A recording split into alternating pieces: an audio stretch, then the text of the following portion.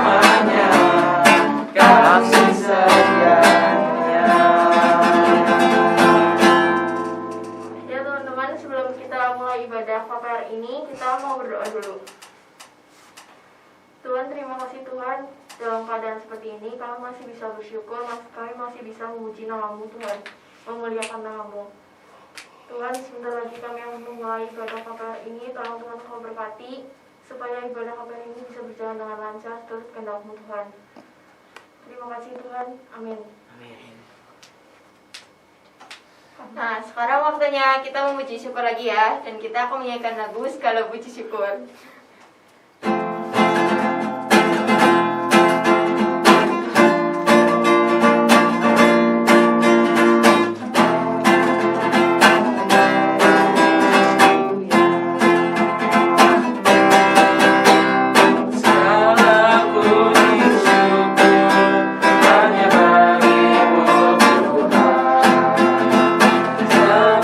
Kau yang layak dipuja.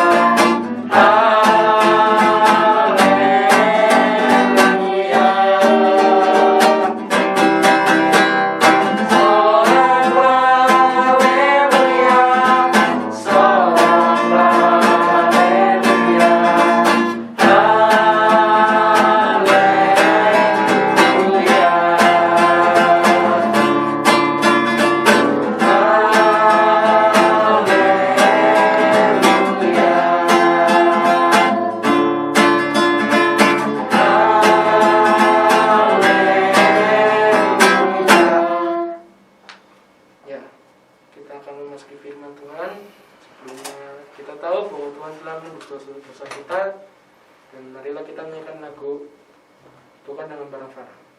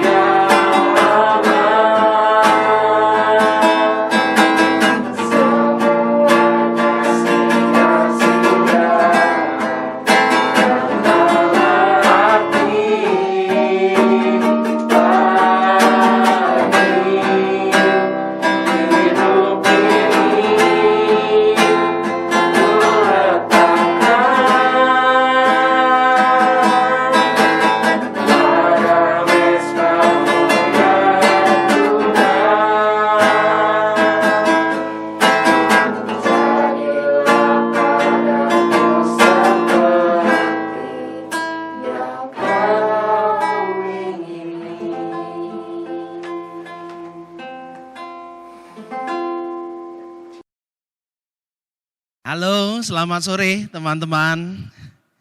Ini Cik Novi berubah menjadi Kak Adon ya. Ya, karena satu dan lain hal sekarang Kak Adon menggantikan Cik Novi sementara ya. Nah, teman-teman kita akan mendengarkan dan merenungkan sabda Tuhan. Namun sebelumnya yuk kita berdoa terlebih dahulu. Kita berdoa ya. Tuhan, saat ini kami teman-teman remaja akan bersama-sama mendengarkan sabda Tuhan. Berkati supaya kami bisa mengerti sabda Tuhan dengan baik.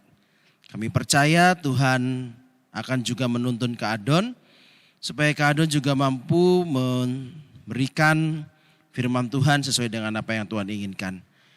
Berkati setiap kami sebagai anak-anak remaja juga bisa mengerti dan melakukan sabda Tuhan. Terima kasih ya Tuhan, demi Kristus kami berdoa. Amin. Teman-teman, kita akan bersama-sama membaca sabda Tuhan yang terambil dari Matius 22 ayat 15 sampai ayat 22. Ya, perikop yang kita baca ini cerita tentang bagaimana Tuhan Yesus dijebak oleh para ahli Taurat dengan sebuah pertanyaan, boleh enggak bayar pajak kepada kaisar? Kita akan membacanya bersama-sama, Kak Adon akan membaca untuk kita semua. Kemudian pergilah orang-orang Farisi, mereka berunding bagaimana mereka dapat menjerat Yesus dengan suatu pertanyaan. Mereka menyuruh murid-murid mereka bersama-sama orang Herodian bertanya kepadanya, Guru, kami tahu engkau adalah seorang yang jujur dan dengan jujur mengajar jalan Allah dan engkau tidak takut kepada siapapun juga, sebab engkau tidak mencari muka.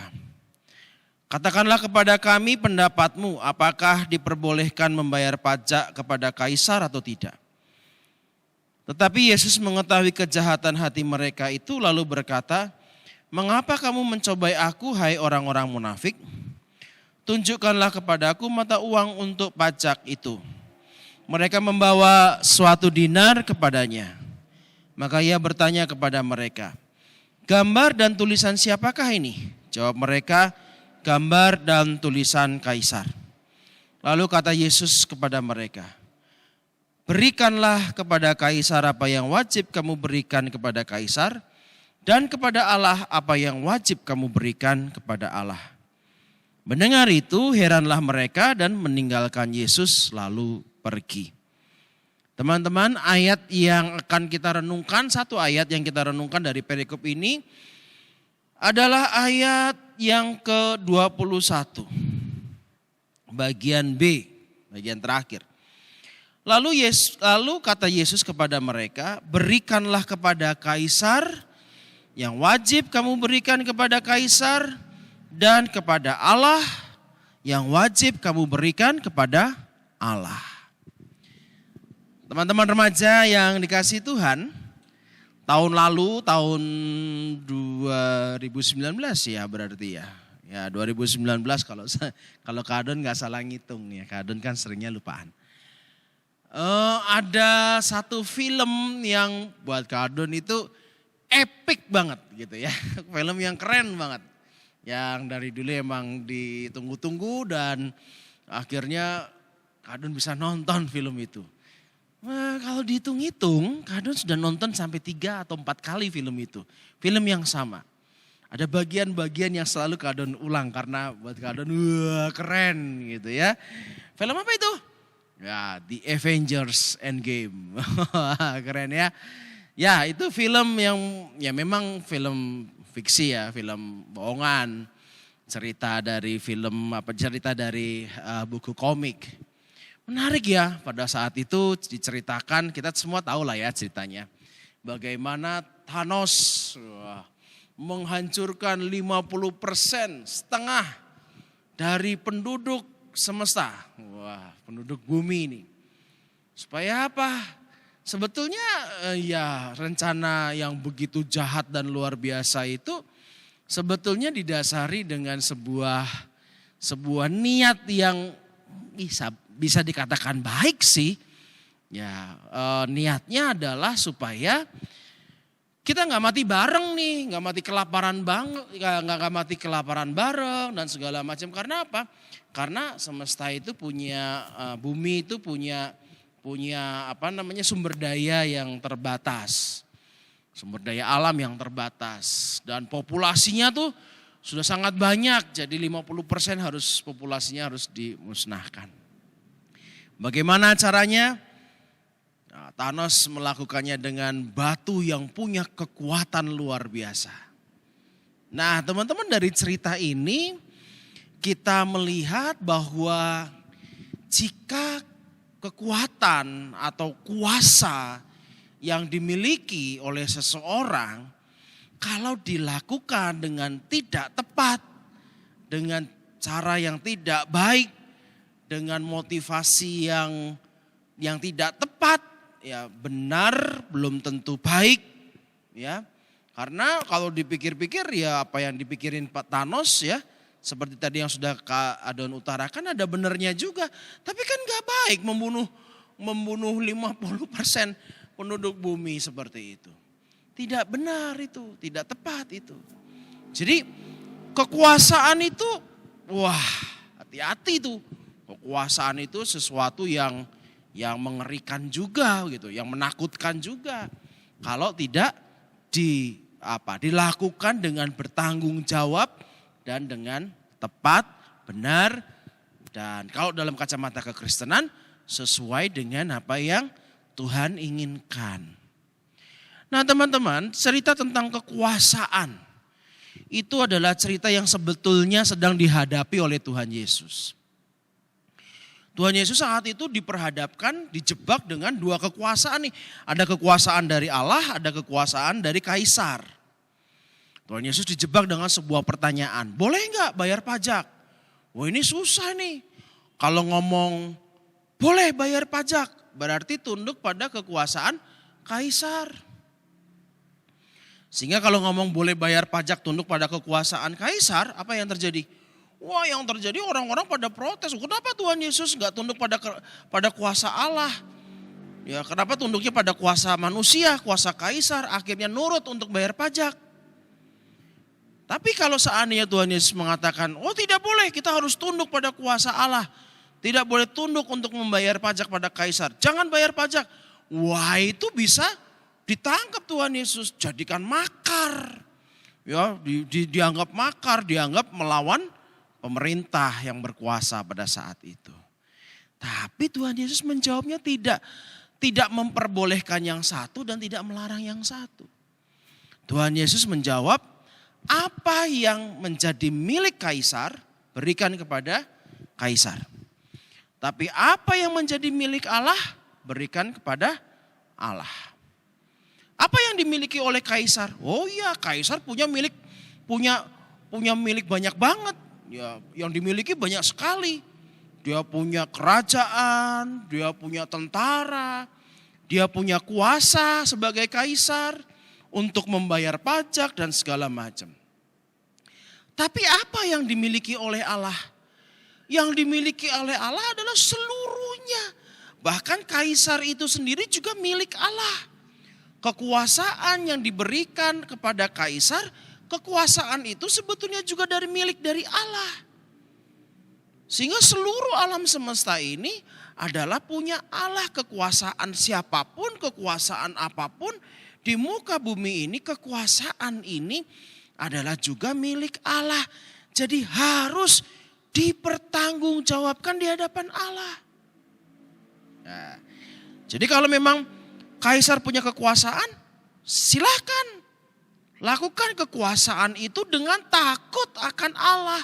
Karena yang memberikan kekuasaan itu adalah Allah itu sendiri. Jadi kalau kita punya kuasa, ya kita lakukan kuasa kita itu dengan takut akan Allah. Karena kuasa yang kita punya itu, kuasa yang kita miliki itu berasal dari Allah. Tapi mungkin teman-teman bertanya, emang sebagai remaja Kak, saya punya kuasa apa? Saya bukan kaisar, saya bukan presiden, saya kerja aja belum. Paling kuasanya saya sama anjing di rumah, kuasa saya sama kucing di rumah. Kalau punya adik ya saya berkuasa atas adik saya misalnya. Teman-teman, apa sih yang dimengerti dengan kuasa? Dalam Kamus Besar Bahasa Indonesia, kata kuasa salah satu pengertiannya adalah menarik. mempengaruhi orang lain. Itu adalah kekuasaan. Kekuasaan artinya adalah mempengaruhi orang lain. Nah, anak remaja bisa nggak mempengaruhi orang lain? Wah, bisa banget. Siapa yang paling gampang dipengaruhi oleh anak remaja? Siapa yang paling bisa dipengaruhi oleh teman-teman remaja? Siapa? Yang yang nggak lain adalah teman kita sendiri. Oh, teman-teman, teman kita itu kalau disuruh sama kita, apalagi kalau dia udah deket banget sama kita, pasti dia mau kita pengaruhi. Pasti dia mau untuk kita bujuk untuk melakukan segala sesuatu, melakukan ini dan melakukan itu. Hal buruk nih misalnya. Banyak teman-teman remaja, teman-teman kita itu akhirnya memakai narkoba. Itu bukan karena kemudian dia sengaja beli, nggak dikenalin narkoba sama temannya, tidak. Pasti ada pengaruh dan dipengaruhi oleh orang lain. Dia dipengaruhi oleh temannya, kemudian baru dia pakai narkoba, minum minuman keras sampai mabuk dan segala macam, itu dipengaruhi sama orang lain. Dikuasai oleh orang lain. Jadi anak remaja itu punya pengaruh, punya kuasa, punya kekuasaan. Kekuasaannya justru malah kekuasaan kepada teman-teman sebayanya. Nah, teman-teman, kita diingatkan, kuasa yang kita miliki adalah kuasa yang dari Tuhan. Dan kuasa itu harus kita pertanggungjawabkan kepada Tuhan. Jadi kalau kita bisa mempengaruhi orang lain, pengaruhilah orang lain supaya orang lain itu mau melakukan apa yang Tuhan ingin dia lakukan. Pengaruhi dia untuk melakukan seperti apa yang Tuhan mau. Pengaruhi dia dengan yang baik. Pengaruhi dia supaya dia bisa menjadi anak yang baik, mengikuti Tuhan, mengikuti orang tua, menjadi anak yang berguna bagi orang lain. Justru malah bukan untuk menghancurkan diri sendiri. Apa yang punyanya Kaisar, berikan kepada Kaisar. Tapi ingat, apa yang punyanya Allah, berikan kepada Allah. Apa yang punyanya Allah? Semua punyanya Allah. Kuasa kita kepada orang lain, pengaruh kita kepada orang lain. Ketika kita mempengaruhi orang lain, itu kemampuan seperti itu adalah kemampuan yang datang dari Tuhan. Jangan sampai disalahgunakan.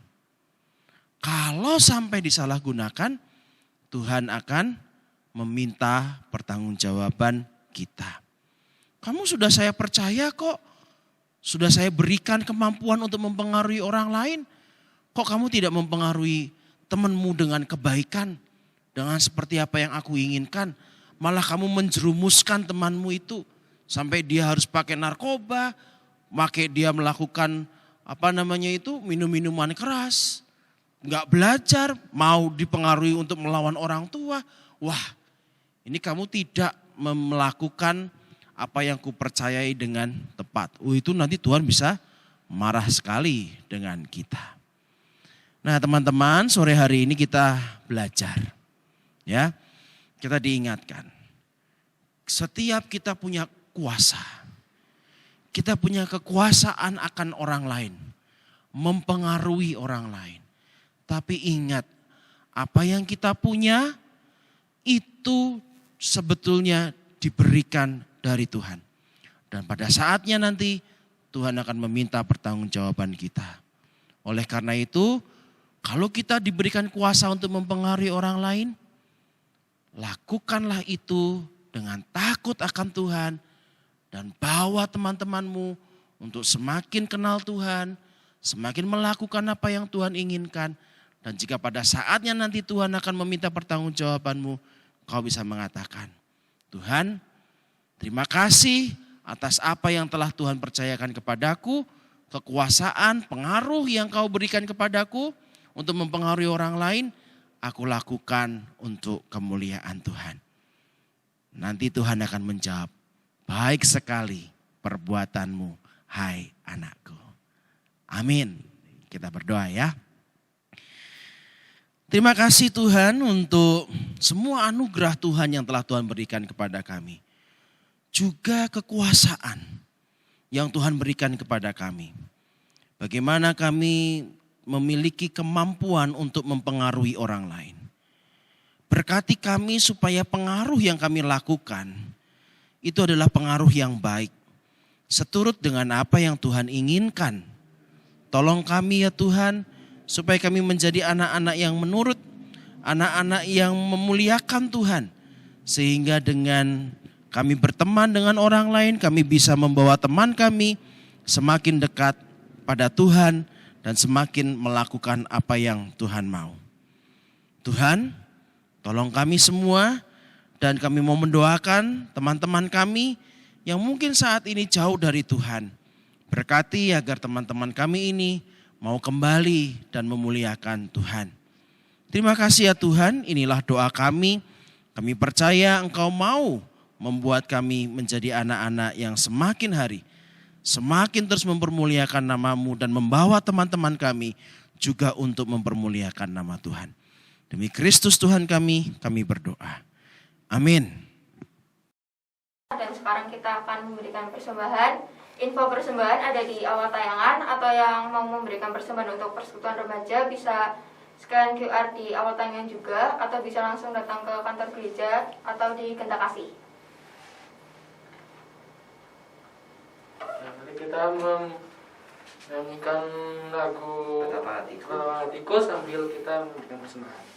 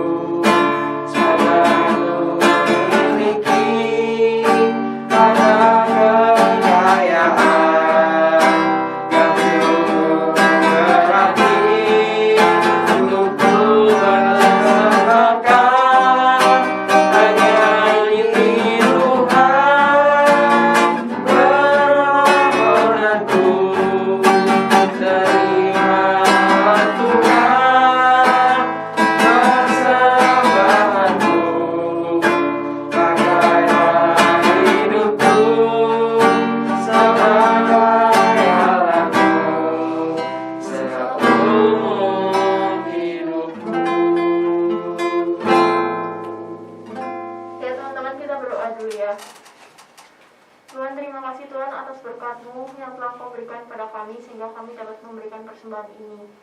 Semoga persembahan ini dapat berguna bagi gereja. Tuhan, tak lupa juga kami ingin berdoa untuk orang tua kami. Semoga Kau berikan selalu mereka kesehatan, berikan selalu perlindungan-Mu Tuhan untuk yang bekerja di luar dalam keadaan seperti ini. Berikan mereka juga rezeki yang cukup Tuhan. Doa ini kami lanjutkan. Ya Tuhan, kami juga mau berdoa untuk teman-teman kami, khususnya untuk keluarga dari Om Marshall dan Civantrix. Kiranya Engkau kuatkan keluarga mereka dan berikan kehiburan. Kami juga mau berdoa untuk studi dan pekerjaan kami. Kiranya Engkau berkati agar dapat berjalan dengan baik ya Tuhan. Doa ini kami lanjutkan. Tuhan, kiranya Engkau berkati gereja kami ya Tuhan. Kiranya Engkau dari segala masalah ya Tuhan. Dan kami pun sudah memulai kebaktian hari Minggu ya Tuhan. Kiranya Engkau berkati kebaktian tersebut dengan baik ya Tuhan, tanpa kekurangan satu apapun.